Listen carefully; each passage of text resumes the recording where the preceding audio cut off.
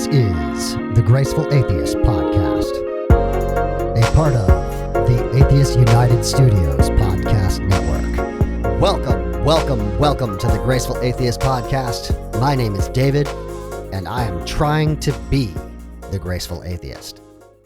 Please consider rating and reviewing the podcast on the Apple Podcast Store, rate the podcast on Spotify, and subscribe to the podcast wherever you are listening. If you're in the middle of doubt and deconstruction, you do not have to do this alone. Please join our private Facebook group, Deconversion Anonymous. You can find that at facebook.com/groups/deconversion. Special thanks to Mike T for editing today's show. On to today's show. My guest today is Matt. Matt was a all-in Christian. He was a part of a very high-control church. When Matt began to see how the church was hurting people, and including him being involved in hurting some of his own friends, the deconstruction began. Matt has a lot to say here. I love his term, covert narcissists. He'll explain what that means in a second. We talk about forced intimacy, fake authenticity, covert narcissism, people as projects or objects, and purity culture. Here is Matt to tell his story.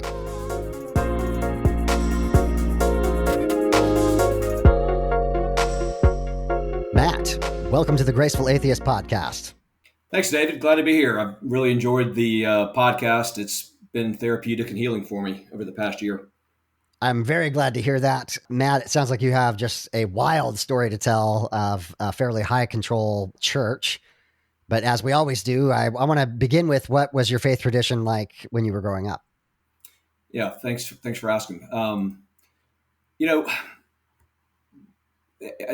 Unlike many of your guests you interview, I didn't have a fundamentalist or Pentecostal type upbringing. I grew up in Georgia, in a Methodist family. There's four siblings. I'm the youngest by many years, and I would say my parents really didn't force their faith down our throat. And when I say their faith, they were in a Methodist tradition and more casserole driven and social outlet for them, but they were faithful and they were loyal to be there. Yeah. And for sure, there are some healthier versions of Christianity that are community based and people helping each other. And it sounds like maybe that was your experience growing up. Yeah, it was a fun outlet for me. It was great. Now I'll say that although my parents really did not push their faith on me. My older brother, when he was in college, was pulled into a ministry called Maranatha Ministries. I have no idea if it's still around, and I think would be labeled as a cult under today's terms. Okay. And I think it was in seventh grade. He took me to a revival, and at that point, with speaking in tongues and all that was going on there, and the emotional piece to it, he broke down in tears. And at that point, I accepted Christ as my Savior. I think more out of an emotional appeal and also wanting to please my older brother. Sure. How old were you then? I was in seventh grade, so maybe I guess 12 years old. Okay. And he had me read my Bible, and that was about the extent of it. But he took his faith really seriously, almost too seriously. He actually approached my dad and questioned his salvation because, again, being Methodist, and my dad would have our dinner prayer, and that was about all that we saw in terms of church at home. But then, he pulled me aside one time. I came back from Mexico on a family vacation, and I bought a Mayan calendar, one of the street art type pieces, and he had me smash it in the basement because it was full of demonic spirits. Wow. Yeah. And even had a candle making kit in my bedroom I had to throw away because that also could be seen as a seance, I guess. And so I kind of had this dualistic component then of my parents and their approach to their faith, and my older brother. And I remember laying in bed as a kid, Satan, get away from me, and just revoking evil spirits, kind of scared to death really at that point. I can imagine. Yeah. Yeah. But that didn't last long. I'd say by the time I reached high school, I was kind of back being me and enjoying life and girls and, partying a little too much here and there, but kind of moved away from my faith. And then I went to college, I went off to a smaller Christian school, probably the only school I could get into, quite frankly, Mhm. Okay. in Birmingham, and kind of entered that space. And it was, I'd say it's a Christian light school. We couldn't dance or drink on campus, but we had a lot of fun, right? Yeah. Yeah. Fraternity, but most of our fun was held off campus, as Got I'm sure happens a lot of it. times Yes. Yeah. Understood. in Christian colleges. And, from there, I kind of moving past my childhood faith aspect, I met who would become my wife in college, um, and was just totally captivated with her. A beautiful girl, a Hmm. leader in school, and we both were in fraternities and sororities, and just had really hit it off well. Hmm.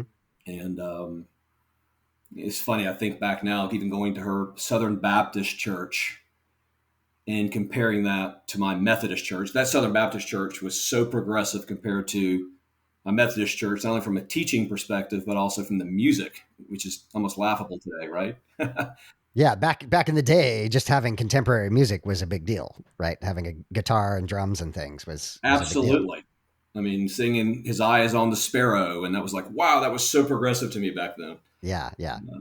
versus the Methodist liturgy, etc. But we fell in love and started dated all through college, and now we're starting to get in. I didn't realize then what I realize now. Just my Methodist, more liberal upbringing, faith kind of light, to being part of her almost fundamentalist type family in Yeah. Alabama.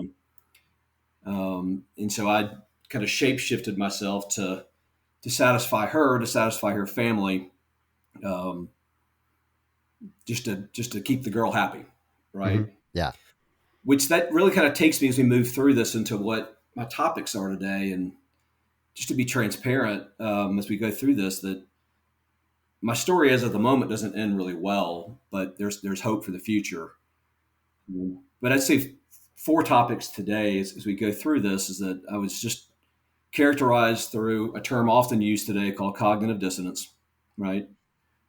Covert narcissism, both as a covert narcissist and receiving the other side of covert narcissism, codependency, and then spiritual abuse is what you'll hear throughout my story as both a giver and a receiver. Um, and so, kind of just moving through our story, I'll fast forward here in a minute to the more engaging part. But we were married and moving all over the South for my job and work. But every time we moved to a new city, we had to find a new Baptist church to join. It was just week one. That's what we would do. Right. But it's funny, just the unequally yoked type aspect of things, the term that's often used in Christian teaching. We were back from our honeymoon after the first week. We were attending a small Baptist church in North Carolina that I had no intention of joining because it just wasn't a fit for us. And when the offering plate came around, it went from me, and I passed it on to my wife, and she had written a check for $250 that she put in the offering plate, which was 10% of our gross income at the Okay. time. Yeah. And as that plate left her hand, I reached across her and took the check out of the plate because we had not discussed giving at all. Right. Right. And I Yeah. definitely did not have $250 of gross income to give away.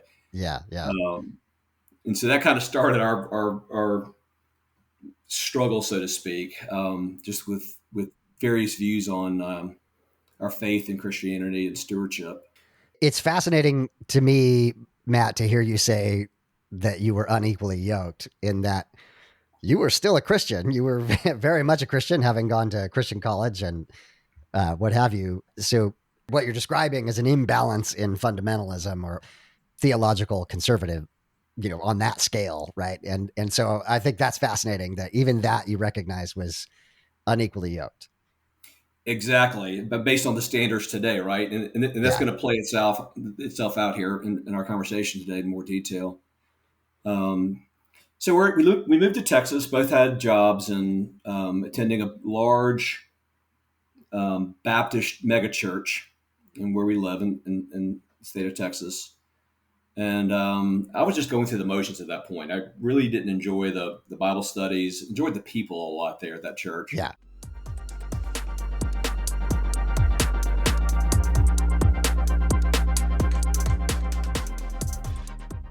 But after a couple of years living where we live, I discovered that my wife had been having a work affair, Oh no. and meanwhile, we're going to Sunday school, and she's leading Bible studies, and um, we discovered this had happened, and it was obviously devastating. Um, and this is going to kind of begin my phase of codependency, where I was able to forgive her and move on past this, primarily because I had held the ideal of marriage up so high and just didn't want to lose that. And a lot of it would come back to, she would say yes, she took ownership for it, but also came back that I wasn't leading the family well, or her well. We didn't have kids at this point, because she had this spiritual, almost dogmatic stepfather who raised her, that held Bible studies every day and would witness to people in malls, and that just wasn't me, right, at all. And she would tie that back to disappointment in my leadership from a Christian perspective to her stepping out. Well, so we got passed through that, and at that point, I began to really perform the Christian dance to keep my wife happy, and we began leading Sunday school Okay. at this church, and leading a kids Sunday school, fifth grade, which was great. I could use my gift to communication and my creative talents and really take these kids from what I would consider a boring Sunday school setting to more fun and more games. And it really brought us together as a couple. She was pleased, right, that I was leading in this way.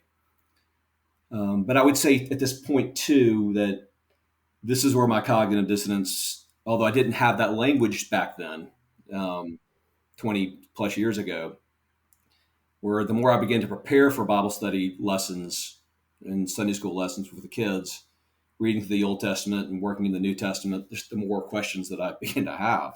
Sure. Um, but again, I just ignored the questions because I was keeping everyone happy. And that's kind of the definition of cognitive dissonance. Yeah.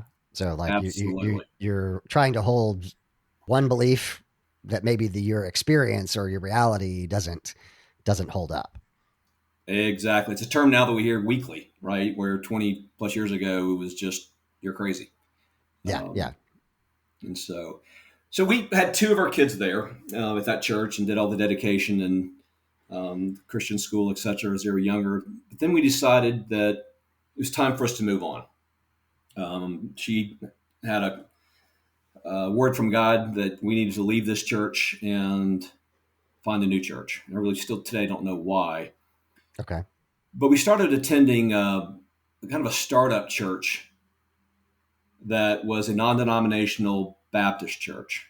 Hmm. Back then, it was about 300 members, and I'll tell you, when I first attended, comparing this non-denominational church to the Baptist church, I look around and everybody's wearing shorts and flip flops and drinking coffee, and the typical hand raising and the worship, and the music was incredible, and the senior pastor was just a dynamic Hmm. man that could talk about leadership and parenting and being a better man, better husband, heavily focused on the husband's role. Right. But it was a place that I've never heard these kind of messages before. I was like, wow, this is where I need to be. Um, they really prided themselves on authenticity, transparency. I remember men going on stage and talking about their previous life as a homosexual, and now they were showing pictures of his wife and kids, and Wow. people could talk about porn addiction. It was just a refreshing and a very shocking thing, compared to the way I was raised, but also our Baptist church home we'd had for the past 10 plus years. Um, and so I decided, all right, we need to be at this church here. This is my speed, uh, and really, really dove in. All right. And as we say this, looking back now after 16 years, and I could say this place is a cult. Hmm. And you'd mentioned a high control group at the start of the conversation. We'll talk about that more, but absolutely. And when we say high control group or cult, I know we're speaking to people nationally and all over the world, but sometimes when we hear the word cult, we'll think of, a David Koresh type, Davidian camp type event, or some small sect of people this is a mega church. I Yeah. mean, when I left this church, it had 16,000 members. And people aren't walking around in their cult clothing. I mean, in their cult roles. I'm talking about very influential people in this large city where I live of private equity. And I met Chuck Norris when I first attended. He was a member there. And I was like, Okay. holy cow, Chuck Norris is here. And so I was just very pulled into that of people that talk like me and act like me to some degree. And I just really, really wanted to be part of this. Can I jump in really quick and just respond to Please. just two things? One, I very consciously use the term high control group. It's fine for you to say cults, but I feel like that brings so much baggage that people have some image in their head of what that is. And I think you've just eloquently described that, right? People in robes, what have you, the Hare Krishnas in airports, that kind of thing. But that the point is that any group of any kind can be a high control group and can be very damaging to people. And I thought it was fascinating that you started by describing a fairly positive picture of the churches. And I understand you're describing hindsight where you were at the time, but that is how high control groups work, right? They say they're authentic. They say that they're there for you. And as we know, there's more to the story, and that they pull you in, and then the demands begin to build up. And that story's coming. Okay. Absolutely. Yeah. And as I say this too, and I know some of this is negative and critical, but I also want to point out that with any church environment, there's some amazing people there, right? Sure. Yeah. And with my leadership roles at the church that we'll talk about here in a minute, I mean they taught me a lot about leading and speaking and engaging people. There was a lot of good that came from that. And one thing about the church too is just the amount of programs that they had to help people in their situation of life and their Christian walk. I mean, the marriage courses, the parenting courses, addiction recovery type programs. I mean, it was a very well financed, you can imagine, church that had lots of programs out there to help people, and they've done a lot of good for people. Yeah. Okay. What I would also say is we're going to go into this. The closer you get to the center core, the more the high control unveils itself Sure. in the complete control.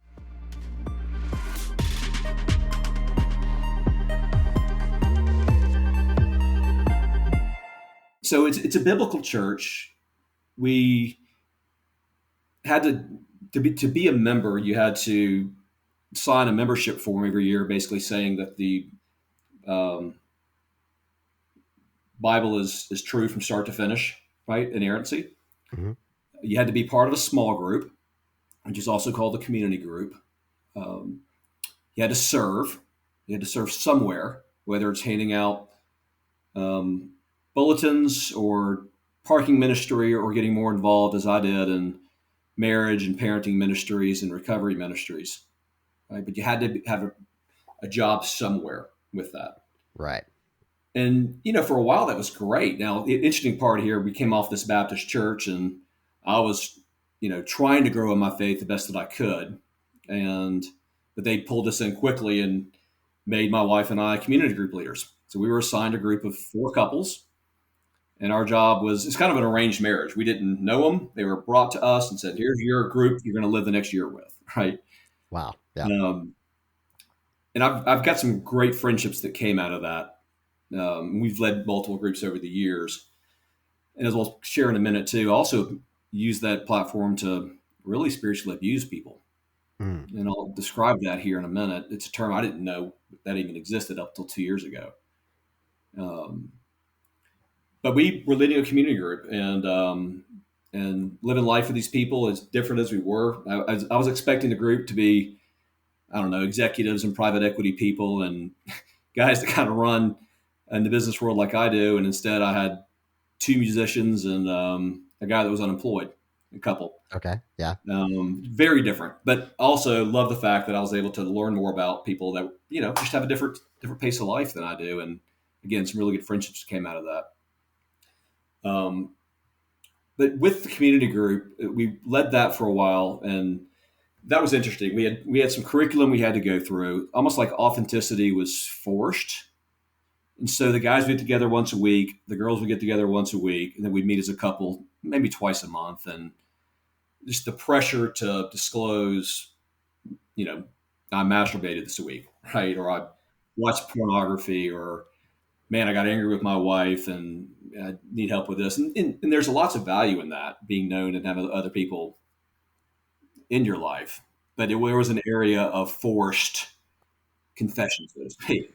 The difference between being really open with a best friend who you trust implicitly versus the artificial forcing or pushing you to reveal things about yourself that you would rather have private to people who are not yet your friends is the dangerous part. Yeah, there definitely was groupthink going on there. I Mm-hmm. mean, I felt it. Right? I had pressure to, if I didn't really have anything I wanted to share, but if I wasn't sharing, or my sharing wasn't as juicy as the guy next to me that shared, just the pressure to want to share something Yeah. to be accepted by the group. So again, it begins with good intentions and can go off the rails really quickly. Yeah, yeah, we took it a kind of a step further. My wife and I were pretty strong personalities, and I'm in sales for a living, so I can use that skill set to kind of, I hate to say coerce people, but one area that we would drive home is the church heavily influenced us to, as leaders of the group, to share finances twice a year. Wow. Really? You know, every down to the penny of how much money we made, where our money went from an expense perspective. Did we have any debt? But also lots of pressure on, did you give to the church? Right. Um, and even with this place here, again, a mega church, um, their position is 10% of gross is just the start. Right. Right. That's the opening ante. Yeah. And I really struggle with that. Going back to the tithing story that I said when we were first married, right? That was tough, but at the same time, too, I was leading the group and enjoyed that authority position. And that moved us into pre-married ministry, right? And then we moved in. We did that for years, kind of counseling couples in a group setting, to marriage recovery for those marriages that were in trouble.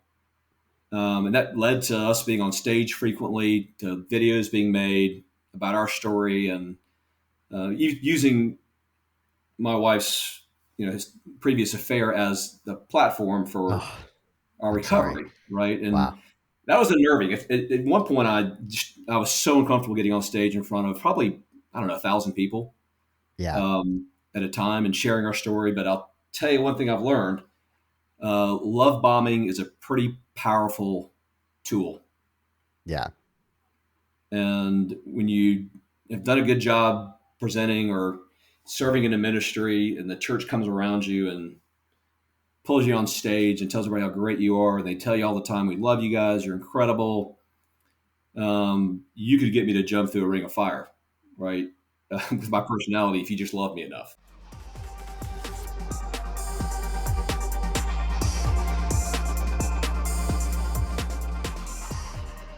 But what I discovered in all that about myself, and a term that I now have language for that I didn't back then, is a term called covert narcissism. Okay. Um, and we often hear the term narcissist, and that goes with grandiose, so to speak, right? Mm-hmm. But now I'm looking back, I would say without a doubt, I had become a covert narcissist. And what I mean by that is that I was able to control people in getting what's called narcissistic supply, because as I'm controlling them and helping them in their marriage and calling out men directly about their issues, what have you, and couples, correcting them, Mm-hmm. they're thanking me while I'm doing that, Right. right? Yeah. And then leadership, the multi-hierarchical levels of leadership, they would praise you for that. And um, I just found, man, I would come home from leading these groups just so full of energy, and we'd say the term pride, right? Back in the church Yeah. days. Yeah. Um, but I loved it, and my wife loved it because I was leading, right? Yeah. And just looking back on that now, it was like, oh goodness. And now just evaluating other aspects, I think in many church settings, there's covert narcissists walking around all over the place Oh, on yeah. staff Or and not leadership. covert. Not Yes. covert. Yes. Exactly. The Yeah. overt's easy to find, right? It's the Yes. covert one that's loving you, meanwhile, getting their supply by controlling you. Absolutely. I think that that is extremely common. And to be somewhat fair to Christianity, that's maybe common among human beings, right? It's just that it can be a breeding ground for that, especially in the very intimate settings of a small group where the small group leader is granted power, and people like power. They like to be the center of attention. And then that begins to feed into maybe latent covert narcissism that can grow into something that could be dangerous.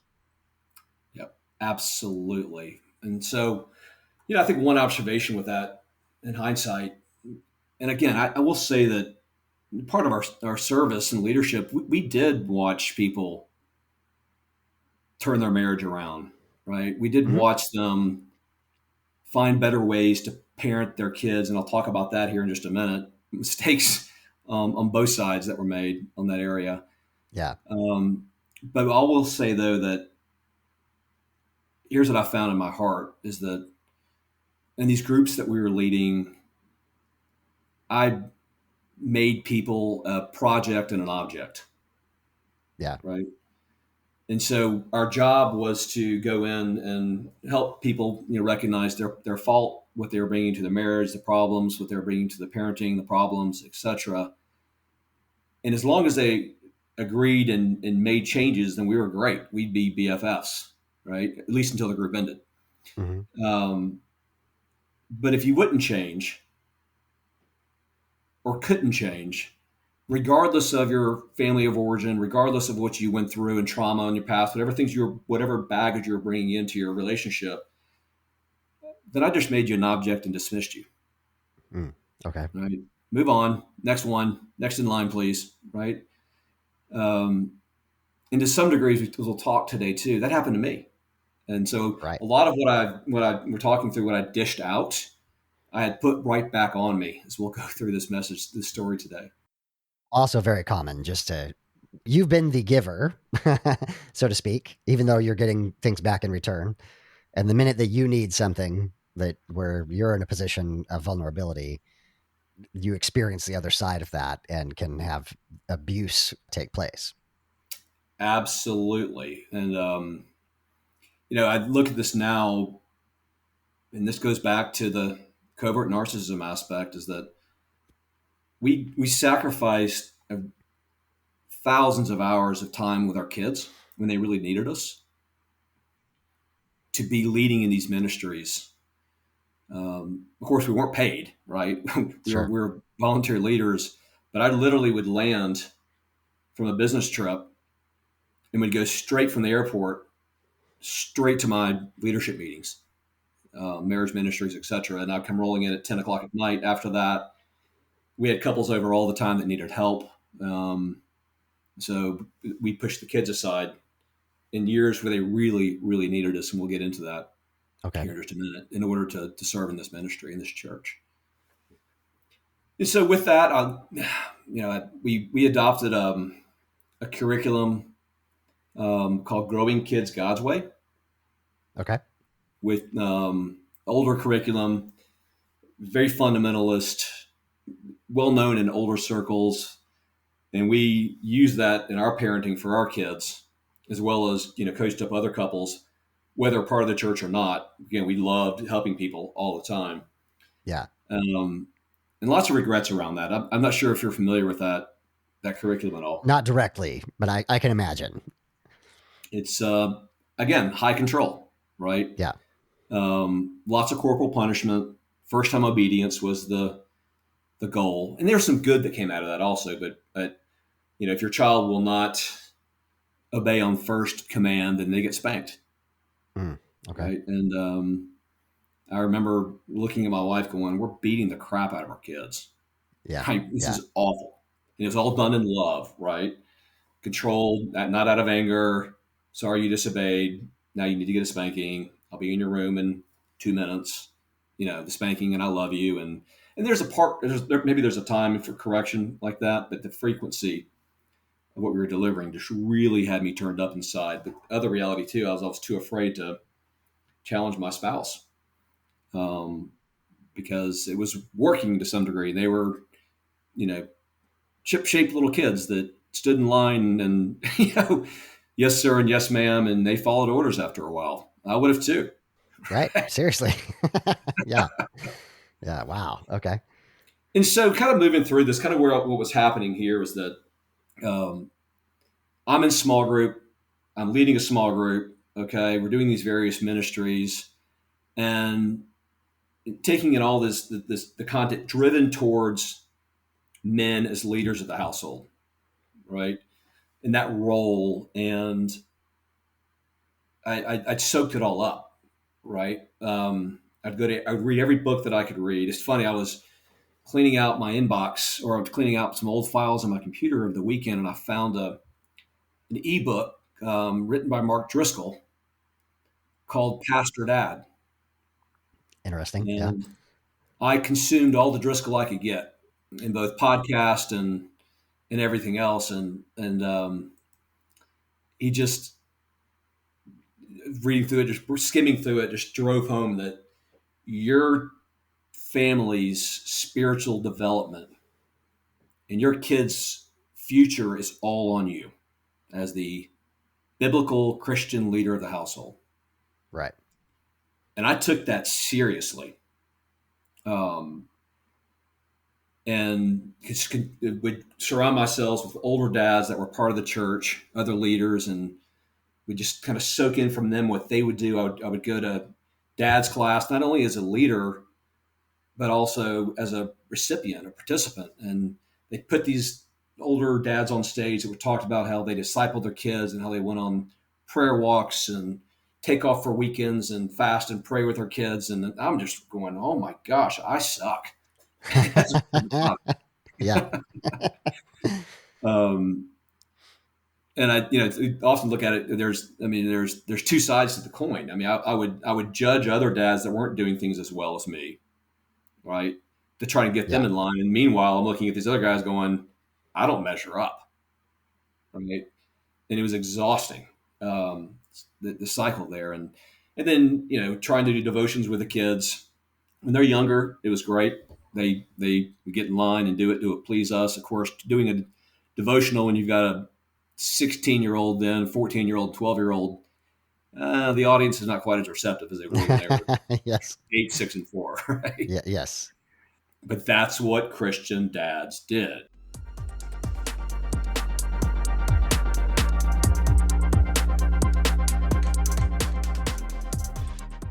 And that played itself out anything from just how we controlled the kids as teenagers,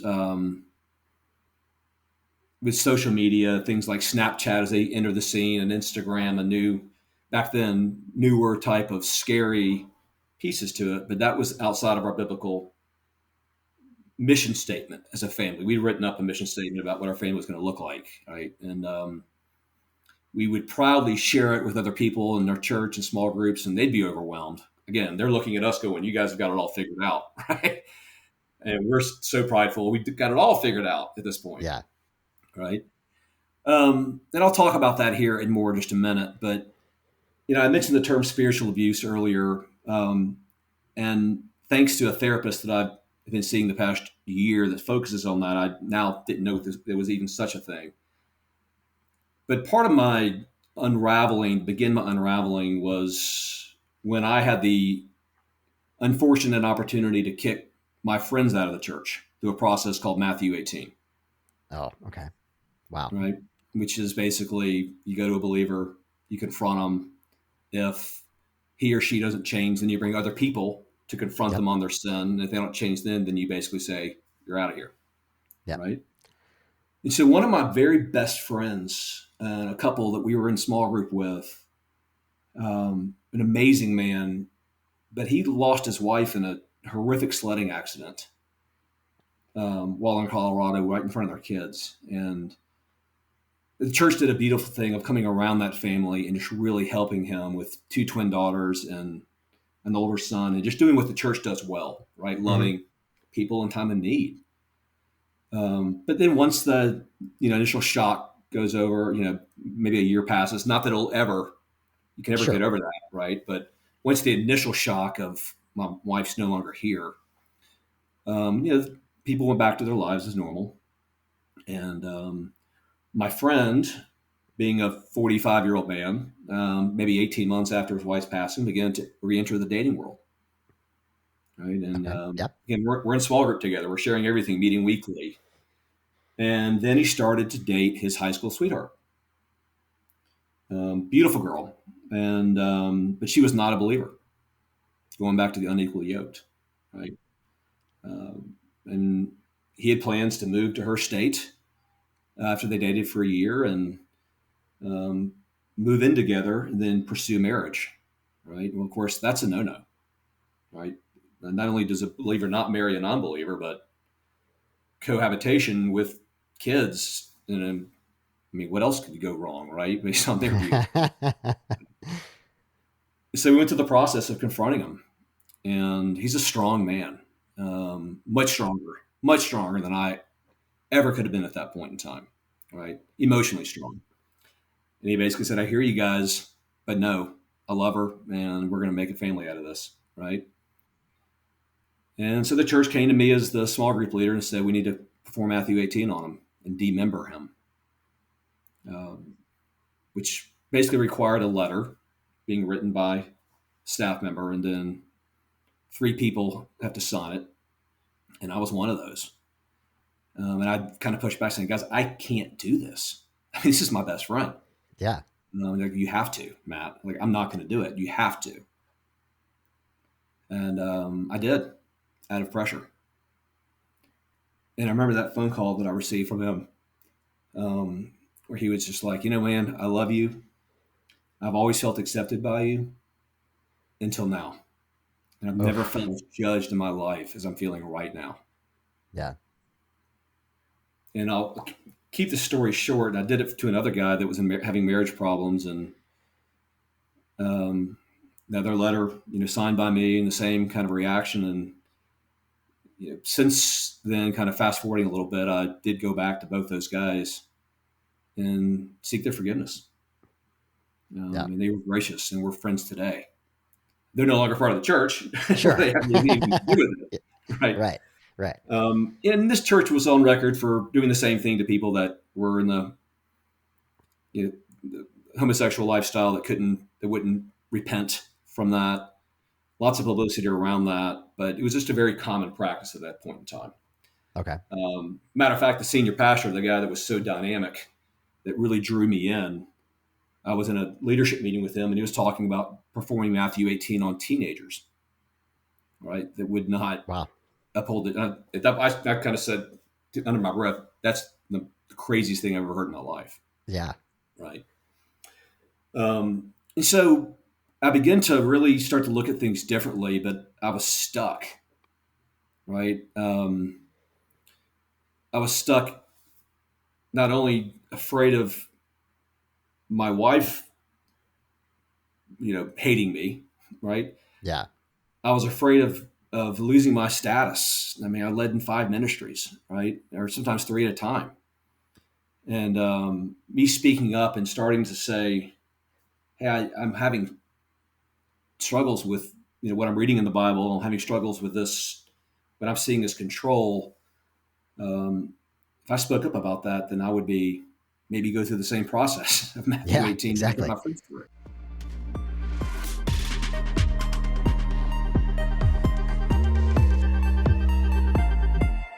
Well, where our story really begins to turn, and this is kind of moves us outside of that church we've been talking about. Um, but my spouse now of 24 years always had a dream of being a biblical counselor, and I really never knew what that meant.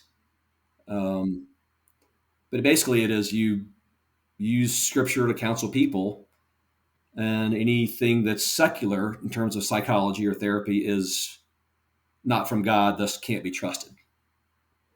Okay, Okay. back to the inerrancy piece to it. So she came to me and asked if I would support her if she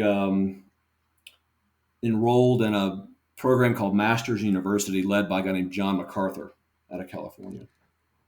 Wow. Yeah. And, I'm not sure if you're familiar with him. And Yes. okay.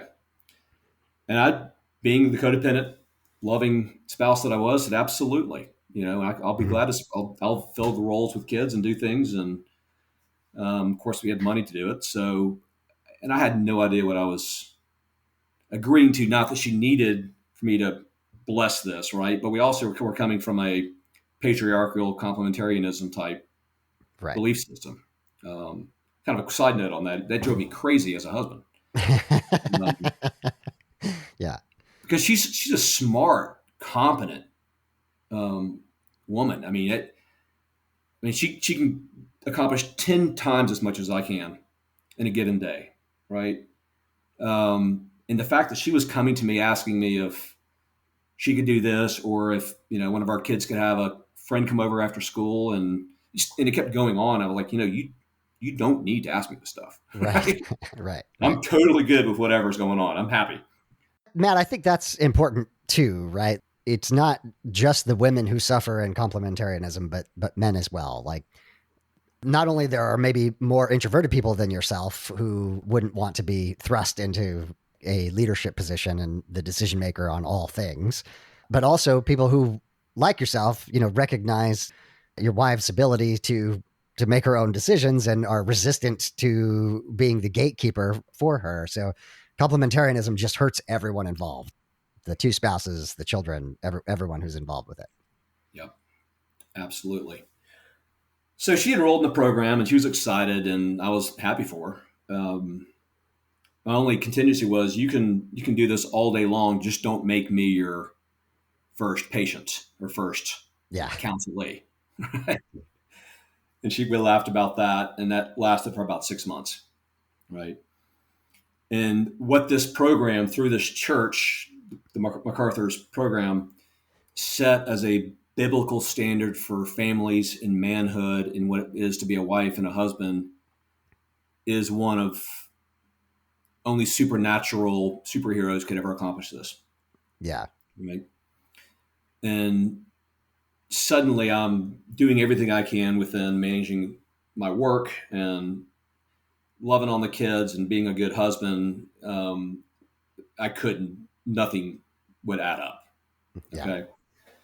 Now, I will say that as we were talking through this, I was also living a dualistic lifestyle, meaning that I was this church leader, but then from my work life, I had lots of great friends there, right? I've worked with for dozens of years, and they weren't all Christians, right?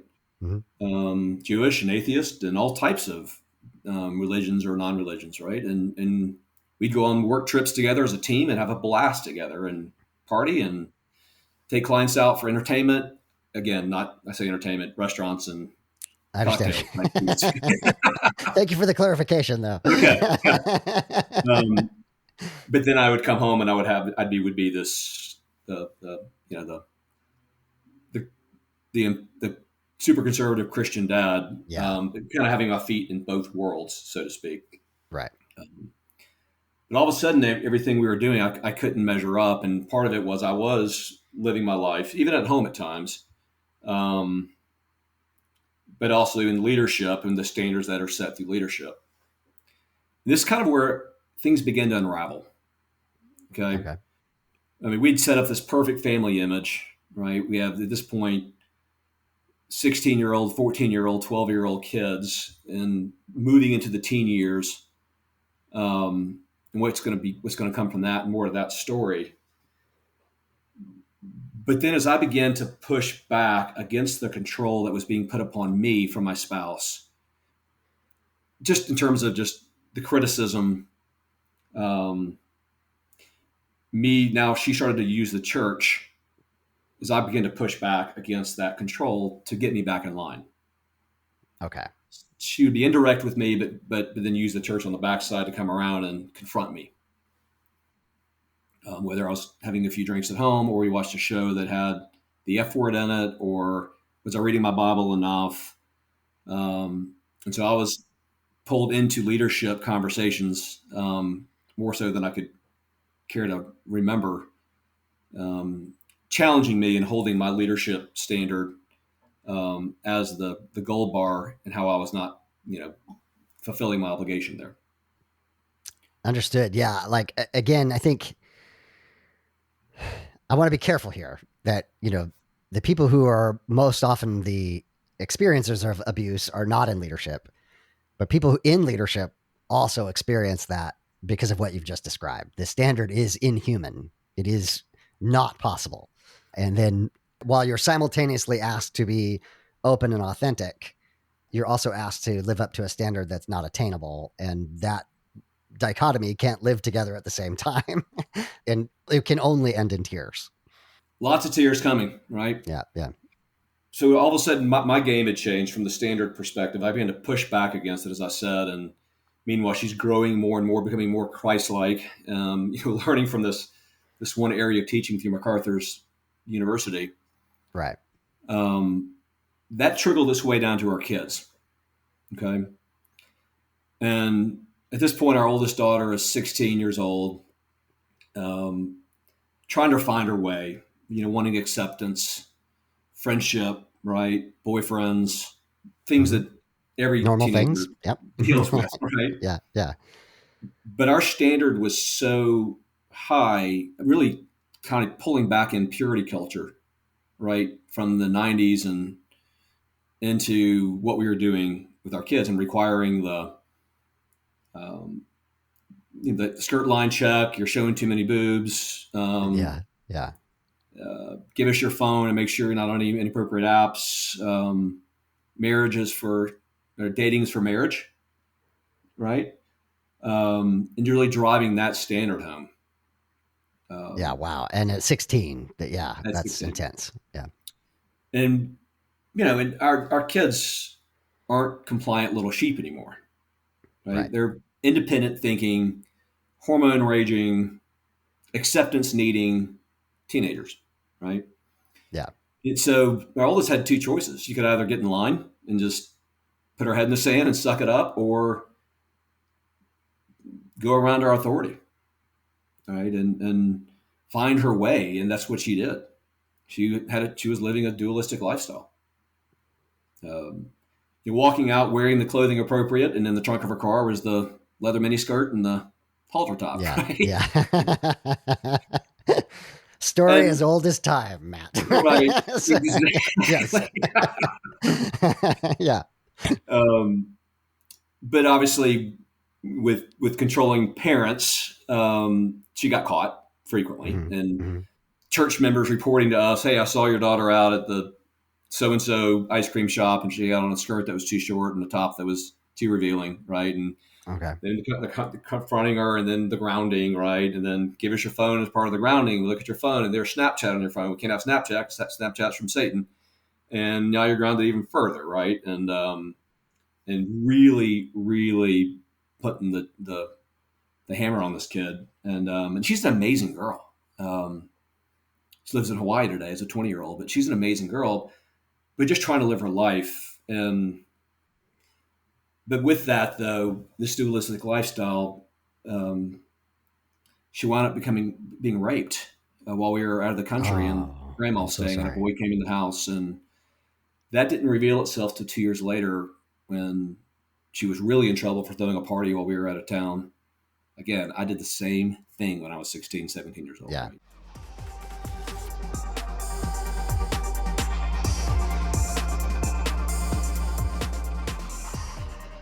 But once she knew she was in big trouble for the party, she just decided to come forward and share with the two of us all that she had been doing. This other person that she was, and shared with us, about relationships with other boys, sex, and the partying, and hanging out with college kids. Right? I mean, we were Mm-hmm.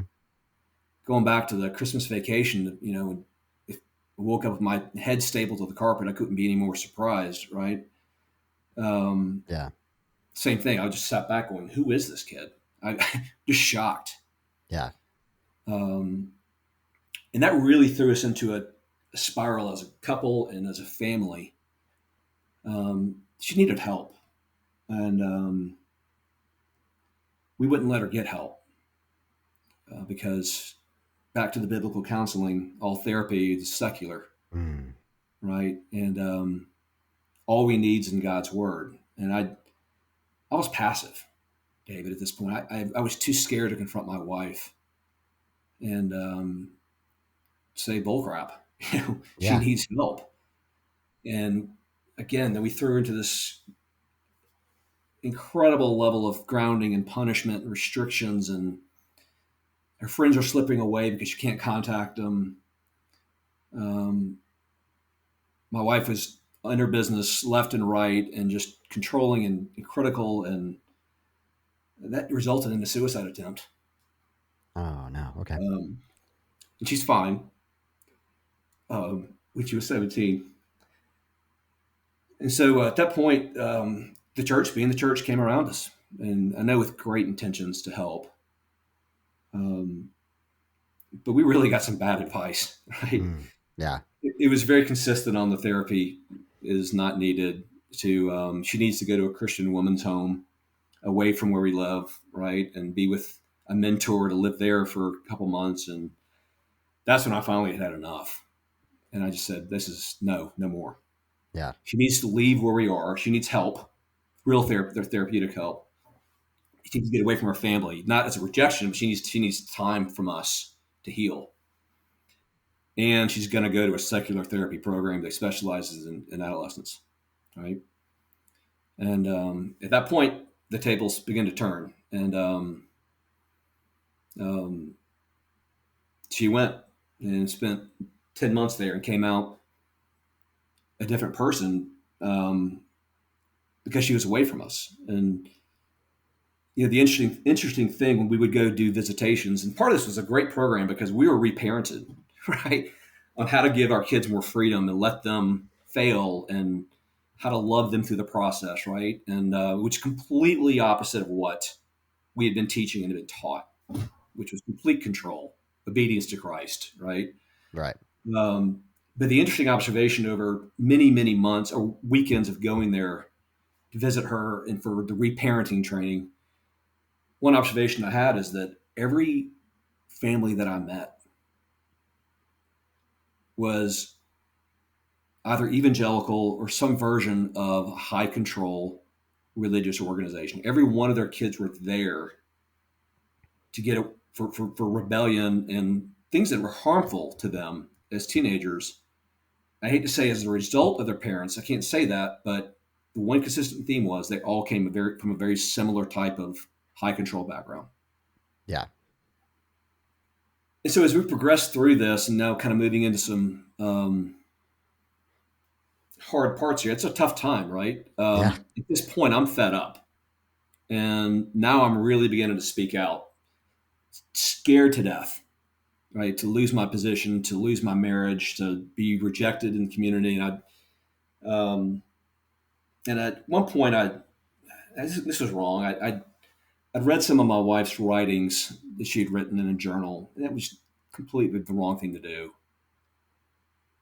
But as I read through it, it was a book that was about me, um, in journaling my sins and how I'm not adding up, um, things that were very hurtful to me. Mm. Okay. And this is coming out of a really tough 4 years. And I looked at my wife at that time and I said, I'm sorry I read this for many reasons. And I'm sorry what I saw in this. And I'm sorry for how you feel about me. But I said, I'm done being married to you at this Mm. point. Okay. And we had left that day to go to a wedding in Tennessee and didn't say a word to each other. And for me to say I was done being married to her was just completely out of left field. Um, but then that night she flipped, and not in a good way, but she became easier to engage with. And we could sit in the pool when we got back and have some mojitos and watch shows that said the F word in it, and be very playful in our sex life. Nothing out of bounds. Everything within safety of marriage, right? But we were Okay. having Yeah. fun. And Yeah. David, I look back at that time and said, I've found the woman I've always wanted. Right? I could be accepted, and I could share where I struggle and share real things without fear of everybody else finding out about it. And I was so happy for about 7 months.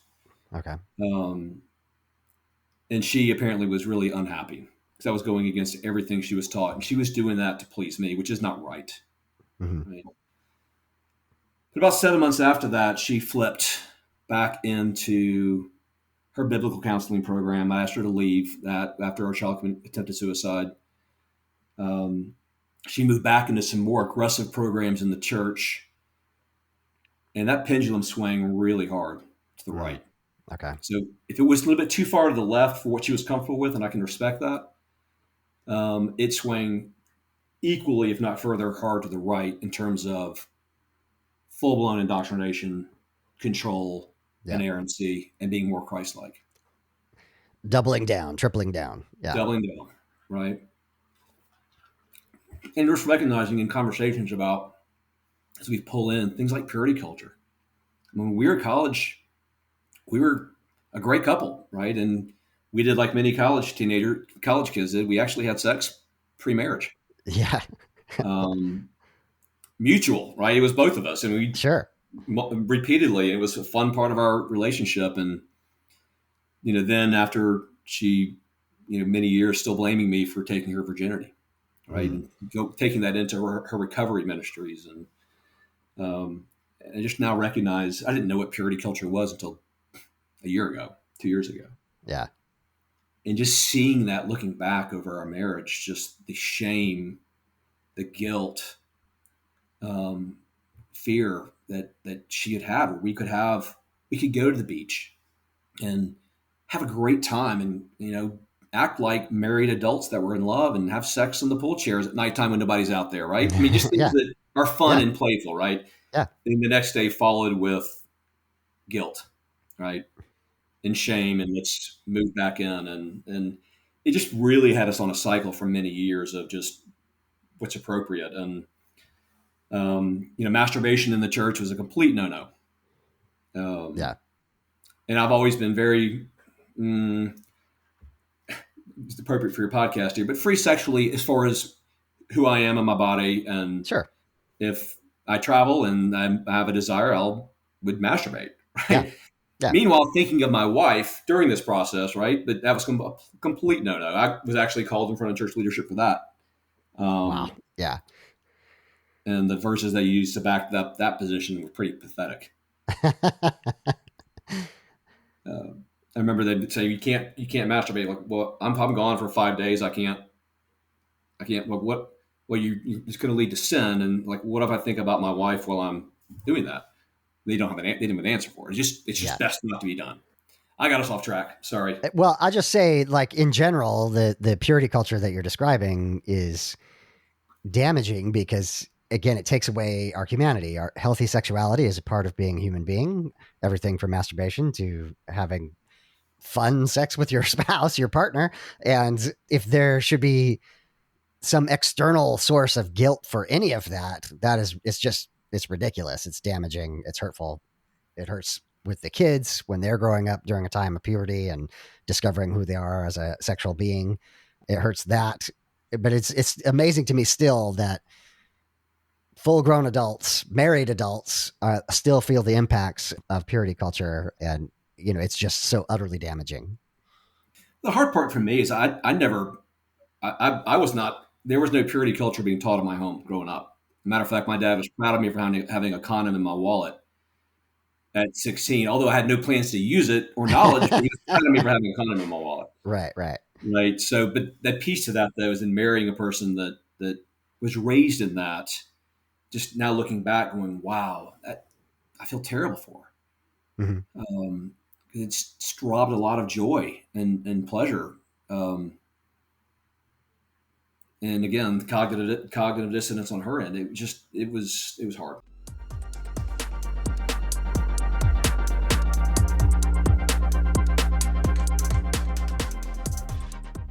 So then, as she's back in this again, and things really started to turn south, but I began to really become fed up with not only the church control, me doing the dance constantly, constantly beating myself up for not being good enough.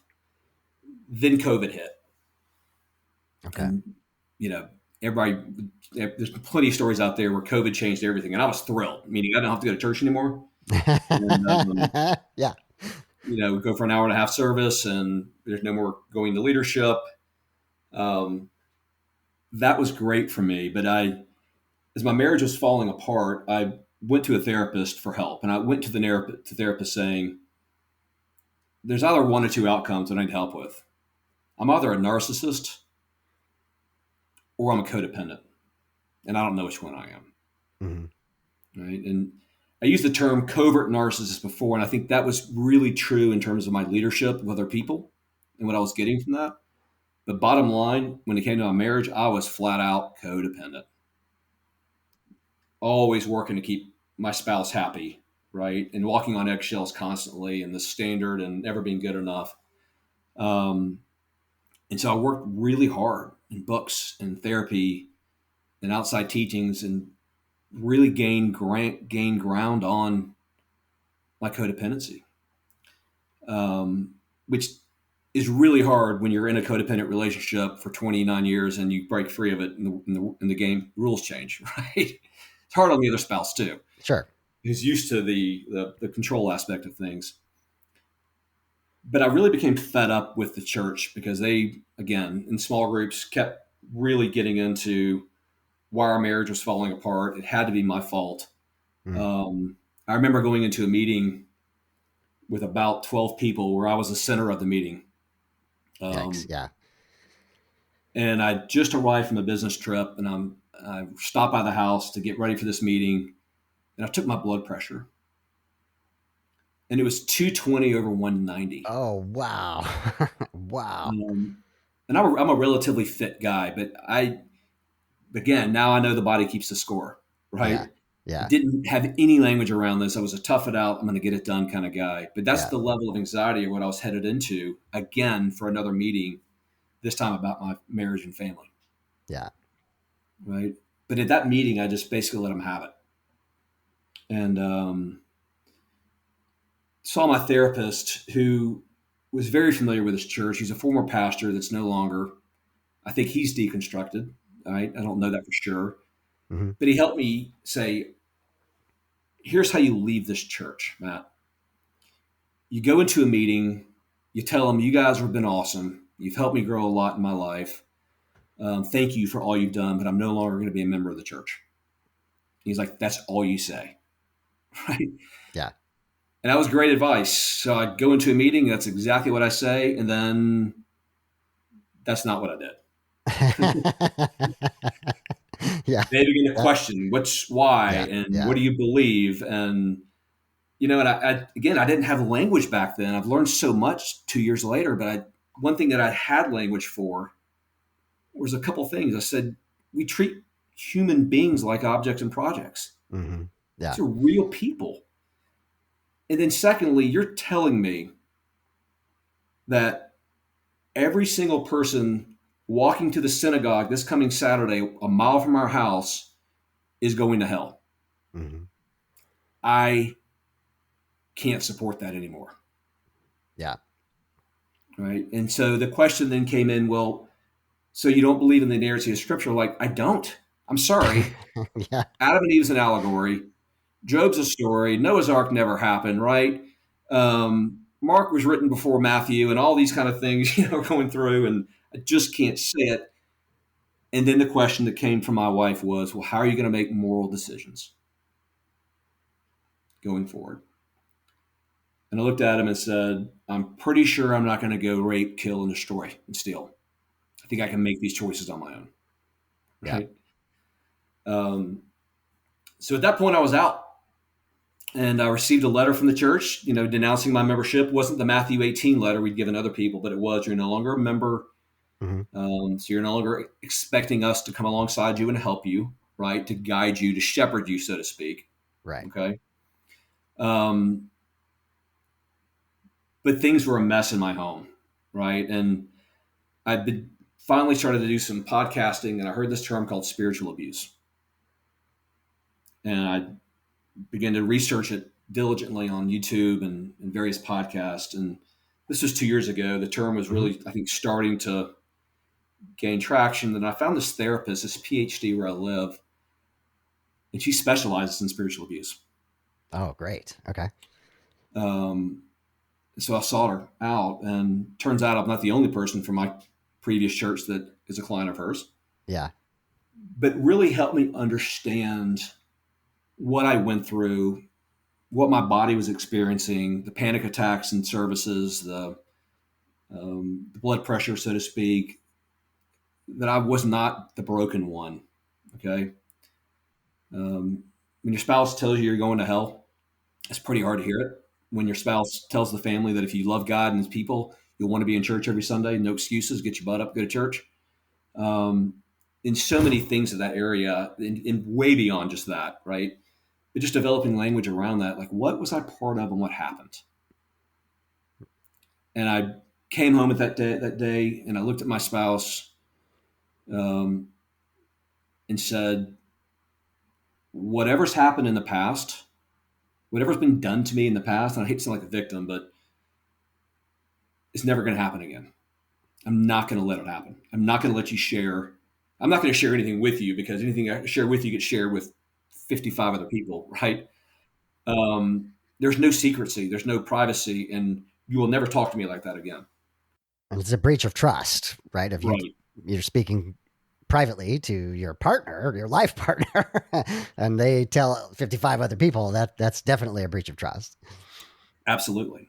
And she was big into boundaries, and I said, I understand. I respect the heck out of boundaries, right? Boundaries are for you, not for me, right? But it's like I can't set boundaries with you other than not share anything with you because it's the only boundary I can set. I don't want Hmm. my life being shared with everybody else to get me back in line. Yeah. And the sad part of the story from that is that 2 months later we decided to separate. It was we were I was angry.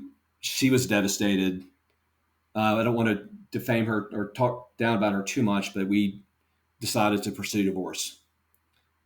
And that's been going on for about 18 months. And, Hmm. kind of fast forwarding that, it's been a freeing cycle, but a very, very difficult cycle. Sure. Of course. When you lead in marriage ministry, doing everything right, then you decide that my marriage is so toxic.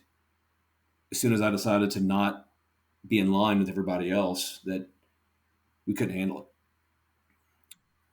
And to leave a mega church where you're so well known, number one, that rejection in itself is torture. To deconstruct your faith, if not lose your faith, Hmm. to lose that level of quote unquote friendships, um, is hard. And you throw on top of that a marriage falling apart, um, you really kind of find out who you are as a person at that level of depression and isolation. You also find out who your real friends are. The real Absolutely. friends will be there for you anyway, and everyone else wasn't. It's so true. A few guys have hung in there with me. They love me regardless, and they're Hmm. also going through their own version of deconstruction. They're not quite Hmm. there yet where I am, but they are going through that process. They have stayed with me the whole time. The vast majority of people turn their back on me. It's really hard now where I live in my city. Um, I'm separated. We're close to divorce, but I'm in an apartment and I'm not too far from where my church was because I'm close to the kids location wise. And I go to restaurants and I look around everywhere I go. I see people and people that I knew from the church, right? And your typical pat on the backs kind of piece to it. But I was bumped into a staff member probably about 6 weeks ago, and we served together for 15 years in marriage ministry. And he was one of my love bombers, came up to me and gave me a hug and said, "Man, I love you. And I'm sorry for what your family's going through." And I said, yeah, and I laughed. I said, "You Yeah, really I'm love sorry to me?" laugh. I've had exactly that happen. So I know exactly what you are experiencing. Yeah. Yeah. I was like, "You really love me." I said, "I haven't heard a word from you in 17 months." Right. I said, "You and I spoke. I said, we need help. I need help." And I didn't hear a word back from you. As soon as I was no longer a member, I was gone. Yep. So we had coffee 2 weeks later. And I shared with him exactly that. You say you love me, and you've told me 1,000 times over the past 15 years how much you love me and respect me. But as soon as I'm not agreeing with your position on things, you turn your back on me like that. And Hmm. not just you. I said, it was everybody else. So my beef's not just with you, it's with the whole organization. Um, and we kind of left it at that. It was a fine meeting. But I finally had a chance there. And, for the most part, I would occasionally get the phone call, "Let's get coffee," which is triggering, by the way. Sure. Yeah. Let's get coffee from people that I don't know very well so we can get you back in line. Yeah. Um, and even family members from my wife's side would call once they realized that I was not going to agree with them on their position around scripture. They never heard from them again. And they don't know what to say to you. They say nothing and ignore you. Yeah.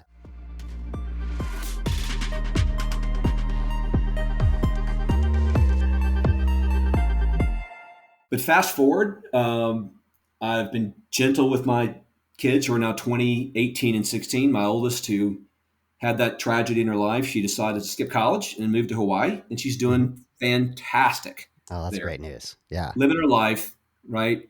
Not sure where she stands on her faith. My other two kids are really doing well. But what's happened in the past 18 months now is I've shared my journey with my kids. I've had more real conversations Mm. with my teenagers about culture, drinking, sex, things they're struggling with. Some of my friends, both female and male, are just shocked to hear what my kids share with me Yeah. about where they're struggling in life, and they can't share that at home Yep. with their mom out of Hmm. fear. And so today I'm on the fence, agnostic, atheist. Don't know where I'm straddling. I'd say there's probably more weight on the atheist foot than agnostic foot, but still becoming comfortable with that terminology. And there's no time pressure, Matt. You get to figure it out. There's nobody watching you asking you, "What do you believe? What do you believe? What do you believe?" Right? Wherever you land is up to you, and you get to take as much time as you need to figure that out. Being in Texas, I would say that, and this is no shock here. I thought this. The word atheist is also aligned with Satanist, Sure. Yeah. right? Yeah. Yeah. Yeah. And people really don't know what to do with that. Yeah.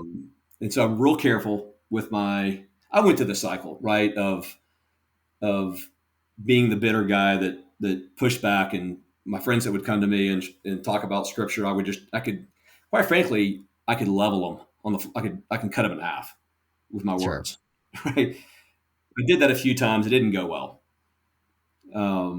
Now I just engage and smile and say, I don't know where I am right now, Right. and don't know where I'm going to land. But things are different. Were you going to church anywhere? No, I'm not. I'm not. Well, you want to come visit this church? Heard it's really good. Like, "Nah, I'm good. I'm really good." Yeah. Honestly, Matt, I think that is a beautiful way to handle it. I think one of the experiences of coming out of a very fundamentalist or very high control group is the feeling or the pressure to have all the answers and to correct everyone around you, right? Like there's a bounce back effect of correcting the believers. And it is much healthier, much better for you personally to be able to just, let that slide. They are where they're at. You are where you're at. And again, as we've said, your real friends, the people you actually trust, you can be open with them and they're going to carry you through it. Well, I'm thankful that I had this dual world though of work friends Mm-hmm. and church friends, because I'll tell you that as much rejection as I felt from my Christian friends, twice as much acceptance from my friends that were Jewish Mm. or agnostic or atheist or Muslim, quite frankly. Yeah. I mean, actually follow up. How you doing, man? Just love on you, checking on you. And so thankful for those people. I can't imagine had I been completely tied up. And I feel for people that are on staff at churches Mm. that are going through this journey that can't. I mean, their livelihood's tied to it. Yeah. Everything's Yeah. tied to it. They're stuck. And so I'm thankful for that part of my life as well. Real quick, we are running out of time, but any positive things on this side? We've talked about therapy, obviously, but any particular books, podcasts other than this one, any YouTube channels, and anything that you found really inspiring through this process for you? Yeah, absolutely. Of course, your podcast was again so therapeutic for me to hear other people's stories, to realize I'm not crazy. Yeah. Because for a while Yeah. I thought I'm absolutely the asshole here, right?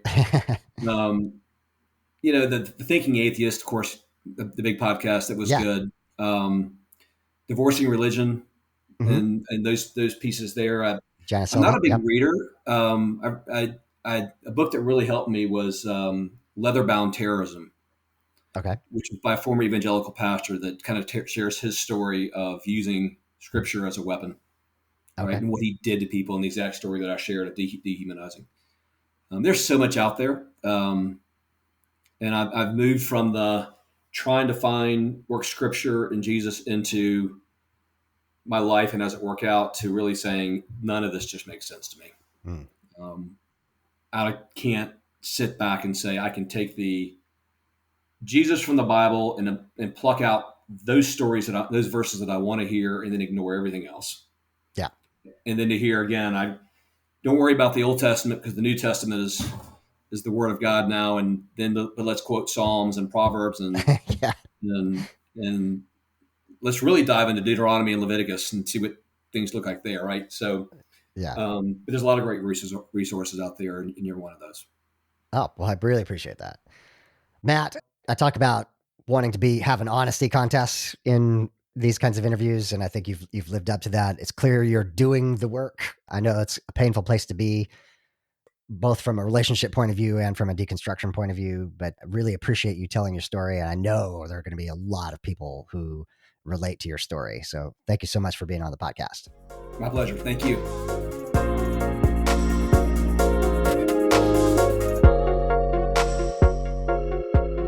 Final thoughts on the episode.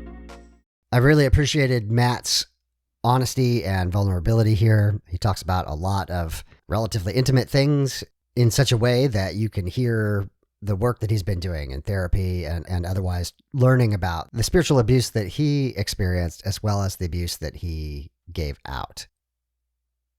Matt's terminology about a covert narcissist is really interesting.